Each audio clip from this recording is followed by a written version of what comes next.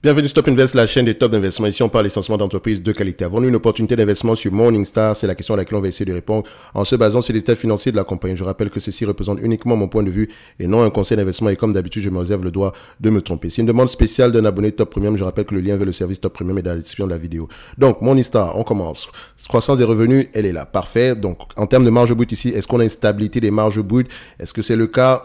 Voilà, on va plutôt te dire que c'est le cas, d'accord? Parce qu'à peu près, on constate que les marges brutes ont diminué depuis très longtemps. Sans doute ici, il y a eu plusieurs acquisitions, plusieurs services. Et il faudrait également aller regarder pourquoi. D'accord? Donc, on a à peu près 57% ici en termes de marge brute. On a une stabilité des marges brutes. OK? On compare les marges brutes ici aux marges EBITDA. Donc, histoire de voir à peu près si on va si on a la même tendance. On constate ici que les marges EBITDA sont de moins en moins élevées. Pourquoi? Les marges brutes sont plutôt stables, mais les marges EBITDA sont de moins en moins élevées. Ça, c'est pas une bonne information. Maintenant, il faudrait aller regarder pourquoi. Qu'est-ce qui pousse les marges brutes à diminuer? OK? Ce n'est pas bon du tout, c'est pas un bon signe. En termes de pourcentage, peut-être parce qu'en termes de volume, si on regarde EBITDA ici, en termes de volume, est-ce qu'on a la même information? En termes de volume, on a plutôt une stabilité. Donc, c'est-à-dire que le revenu augmente ici. En termes de volume, les revenus augmentent, mais l'EBITDA ici est plutôt stable. Ça veut dire que le revenu supplémentaire ici n'entraîne pas de marge bénéficiaire, n'entraîne pas de bénéfices, enfin, quand je dis de bénéfices, n'entraîne pas d'EBITDA supplémentaire. Donc, peut-être que ce revenu-là est à perdre. Donc, très attention. Pourquoi? Est-ce que les dépenses opérationnelles sont en train d'augmenter? OK? Est-ce que les dépenses opérationnelles augmentent? Donc, on va regarder les bits ici. Quels sont en termes de margin, dont les bits également diminuent. Donc, il faut regarder ici au niveau des dépenses opérationnelles, qu'est-ce qui se passe? Est-ce que les salaires augmentent? Est-ce que la recherche et le développement augmente? Est-ce que la publicité et marketing augmente? Si c'est le cas, quelle est la stratégie derrière? Donc, vérifiez bien la différence entre les coûts variables et les coûts fixes.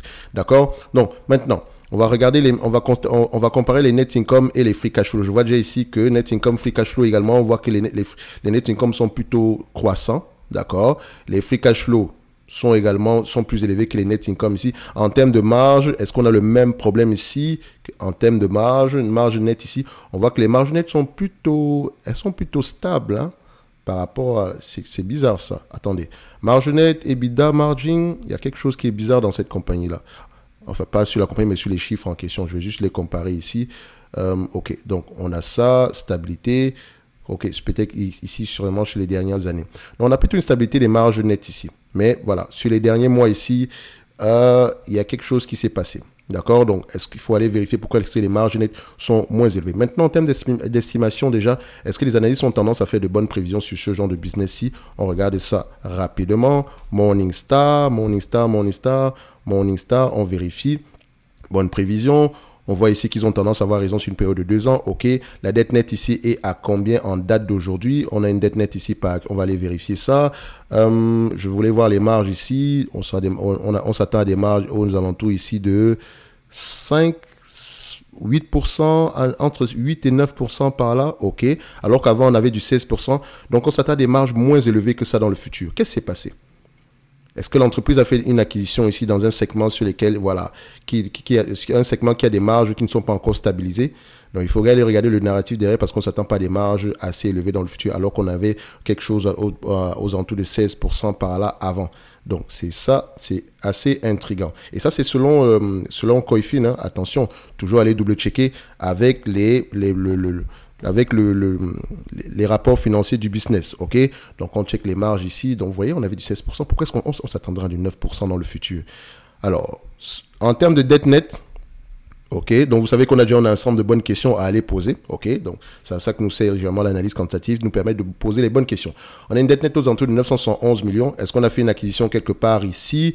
Oui, plusieurs grosses acquisitions, ça peut avoir un impact sur ce business-ci. OK, en termes de revenus, ici, est-ce que c'est... Oui, ça sont des grosses acquisitions quand même par rapport aux revenus par là. OK, donc ça peut également être temporaire. Quel est le narratif derrière cette diminution des marges, cette baisse des marges-là? OK, et à quoi s'attend à court terme? Je pense que, est-ce qu'on a favorisé les volumes plutôt que les marges? D'accord, c'est intéressant, c'est important à aller regarder. Maintenant, en termes d'évaluation, qu'est-ce que ça va nous donner? Donc, on va vérifier ici qu'on a une dette nette par action de combien sur chaque business. Alors, ici, voilà. Morningstar. Donc, on s'attend à peu près à du 6,83 d'ici 2025. Free cash flow a tendance à être plus élevé que les net income. Attention. Donc, on va avoir tendance à prendre les free cash flow ici. On s'attend à du 9,38 ici. 9,38 $. C'est un business qui a tendance à se négocier à 25 fois les bénéfices. Vu les marges, c'est vrai, c'est possible. Donc, je pense également qu'elle a un pricing power, mais vous allez souvent utiliser trois multiples ici. OK? 1 à 15, 1 à 20, 1 à 25. OK?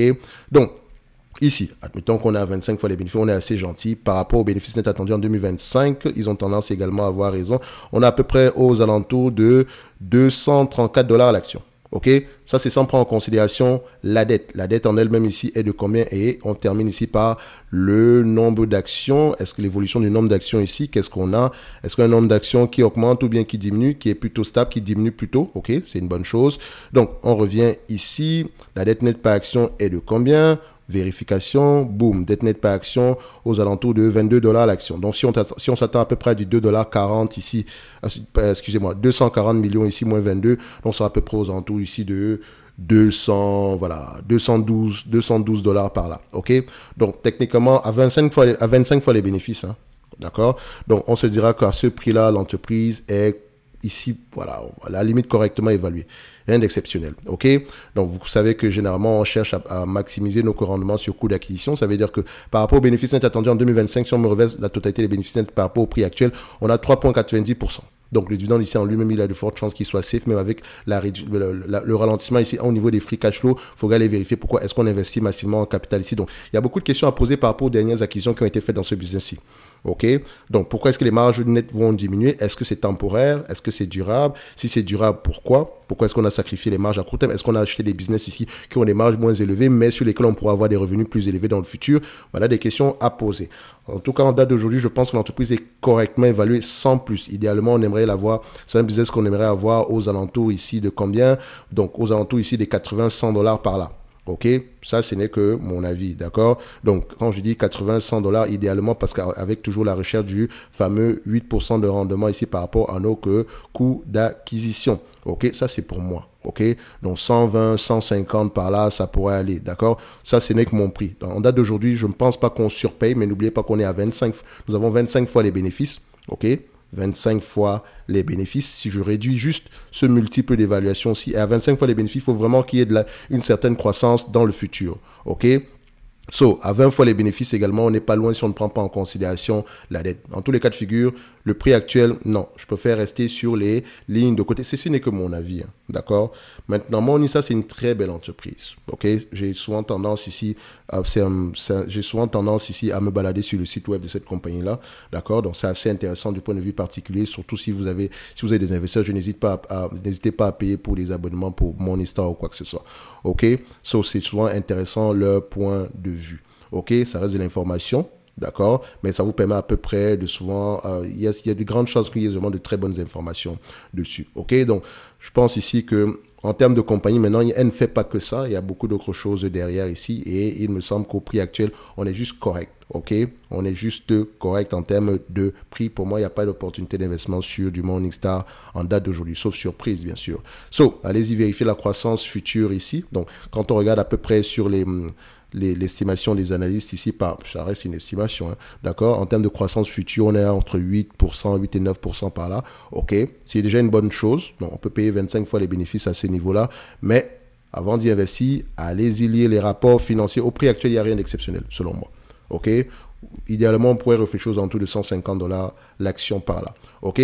Donc, n'oubliez pas, en lien dans la description de la vidéo, vous avez le service Top Premium ainsi que la Top Newsletter et on se donne rendez-vous sur la prochaine vidéo. Merci.